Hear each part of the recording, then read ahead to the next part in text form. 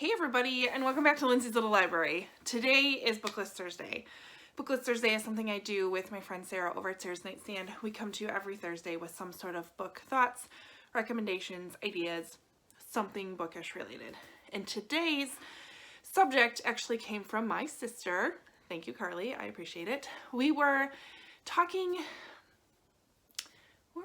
I don't even know. But we're having a conversation about books because she's been very into listening to audiobooks lately. She drives a lot for her job. So she's constantly in the car and, you know, we're always talking about books. And she said something about that could have, or I wonder what that book would be like with a different ending. And I'm like, whoa, that's a really good idea. Like, really good idea. So pitched it to Sarah and we're like, yep, we're gonna go for it. So we're going to try to just, my goal is to not spoil anything, but we are talking about alternate endings here. And I have various reasons for wanting alternate endings on these different books. Well, you'll find out. So let's just get started. First book, it's a book I've talked about a number of times. I've just borrowed it to my cousin because I feel like everybody just needs to read this book. But it is Fierce Kingdom by Jen Phillips. This follows a mother and son who go to the zoo quite a bit after school. And it's kind of like their hangout time between the end of the school day and then going home and doing dinner and all that stuff. And I feel like they live in a big city. So they're very familiar with the zoo. They go there quite often. They have their little spot that they have found where they can kind of hang out, where not a lot of other kids are, and just kind of have some bonding time. So one day they're there. It's getting to the end of the day where the zoo is about to close. In fact, they know it's closing within minutes. And she kind of makes a joke about, hey, we got to get out of here before we get locked in the zoo for the night. And as they're leaving, gunmen come in and kind of take over the zoo and take it hostage. So it's very much suspenseful and heart-pounding and, oh my God, as a mom, how do I now help my 5-year-old, I think he was, boy, whom that's how old my son was when I read this. How do we survive? What do we do in this zoo? So it was really, really a great book. And the ending, yeah, the ending was like, what? To the point where anybody who reads this, I'm always like, okay, we need to chat about how this ended, what you thought, what alternate endings there possibly could be, which there's a few different options here. And just, what I really, really need from this book is an epilogue. I need an epilogue because I just do.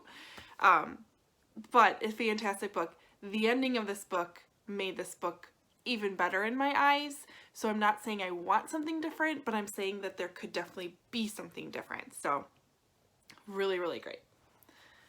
The next book that I think could have an alternate ending is, I'm going to go with, oh, the sun is bad today, The Home for Unwanted Girls by Joanna Goodman. I literally just gave this book to a friend of mine at book club last night. So I had it in a pile, and you know what? I am a proponent of just go read all the books, and so I will share them with you.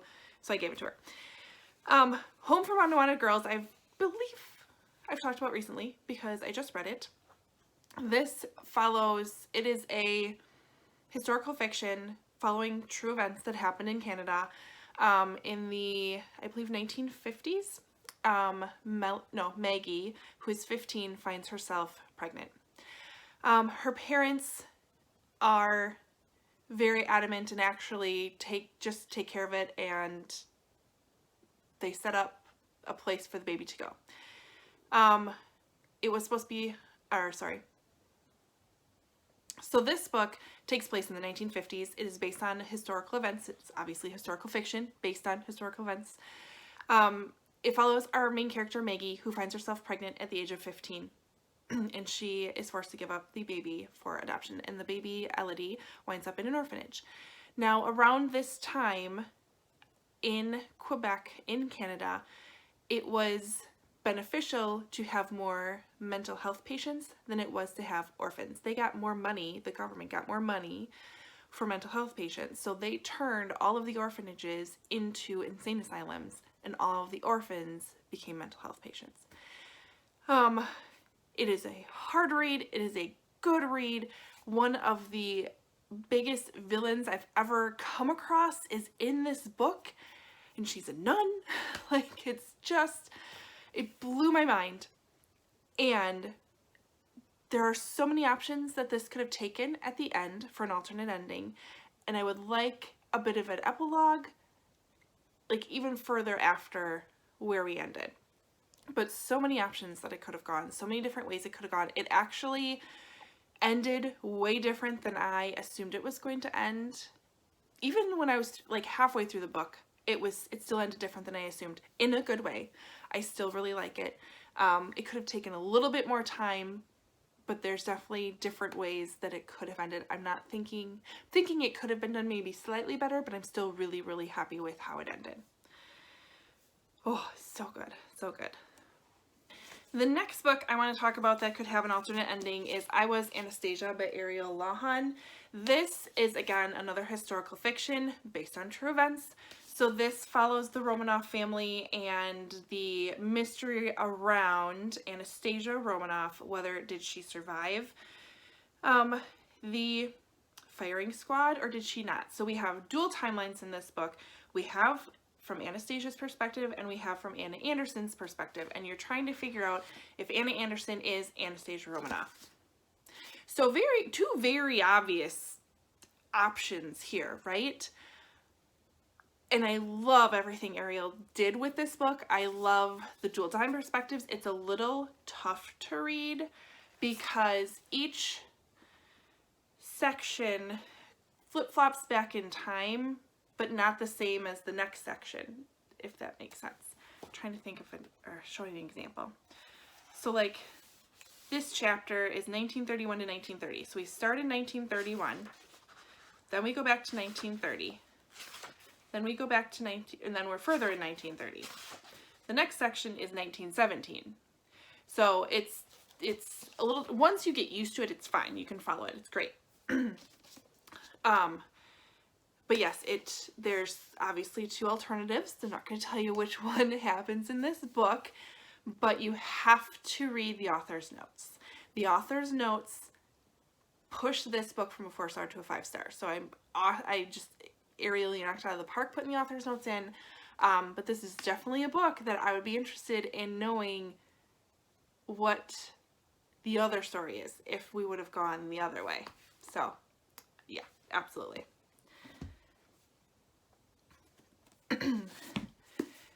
Next up, we have All the Ugly and Wonderful Things by Bryn Greenwood. Now this follows two main characters. We have Wavy and Kellen. Wavy is a young girl living in a horrible situation. Her mother's a drug addict, her dad's a drug dealer. She has to grow up really quickly and take care of her younger brother. She is like the adult in the household, and she is only, how old is she? Like 13 or something like that. She's a teenager. She's young. She starts to develop a relationship with Kellen, who is a friend of her father's. So definitely an older man. Kellen's about the only person around that is seeing things for what they are and sees that somebody needs to step in and help out Wavy. They, through time, fall in love, and there's quite the age difference there. So I won't tell you what happens, but there's definitely room for an alternate ending with this book. Definitely room for one. It would be an interesting read. I think just as interesting of a read. I don't know, I love this book and I hate this book. Maybe hate's a strong word. I love this book and I'm a little disturbed by this book. But it's a really good book. It's ugly and beautiful. It's ugly and wonderful. All of that. But could definitely have an alternate ending. The other book I have that I think would have an alternate or could use an alternate ending is actually a nonfiction. It's a memoir. It is Born a Crime by Trevor Noah. I don't know if I talk about this book enough on my channel. But this follows the life of Trevor Noah as he was growing up in South Africa during the apartheid. He was literally born a crime. His mother was black, his father was white. That was 100% illegal. Very good book. Love the book, but it leaves me wanting a little bit more. I wish he would have talked more about his journey and how he came from South Africa to the United States. That piece is missing. It's still a fabulous book. I'm still super happy that I read it and learned so much about him, but I'm still finding myself wanting to know a little bit more. How did you do that? How did you get from where you were to where you are now? Like, I see how you grew up and I see how you developed in the person you are, but literally, how'd you get there? So I'm a little I could use a little bit of that. I've got a couple honorable mentions here. I'm not going to go too far into them because they are psychological thrillers, so I'm literally just going to say I would love to see an alternate ending. The endings of these are amazing and they're great, but there's so many possibilities that there could be. So, okay, authors, like, throw something else. What would happen if this specific thing happened and spinned into this alternate ending? Behind Her Eyes by Sarah Pinborough and The Couple Next Door by, who wrote this? Sherry Lapina. Both of these had great endings. Loved them, but I'm just curious if either there was maybe a little more to this one, or maybe a different option to this one. Just what would have happened. So I'm being very vague with those on purpose because I don't want to spoil anything, but I'm just curious. So those are my books that could have alternate endings. I don't think any of them need an alternate ending, which I find interesting because I still love every single one of them. And I think it's because I love them so much, I'm curious as to see what would have happened, where it would have gone if it had an alternate one. And just the one I wanted a little bit more from Born a Crime, but otherwise, fabulous books. So make sure you take some time, head over to Sarah's channel today, check out the books that she's picked that could use an alternate ending or not. I'm always interested to see what she has to say. We never talk about what we're going to bring into our videos beforehand. I think it's better that way.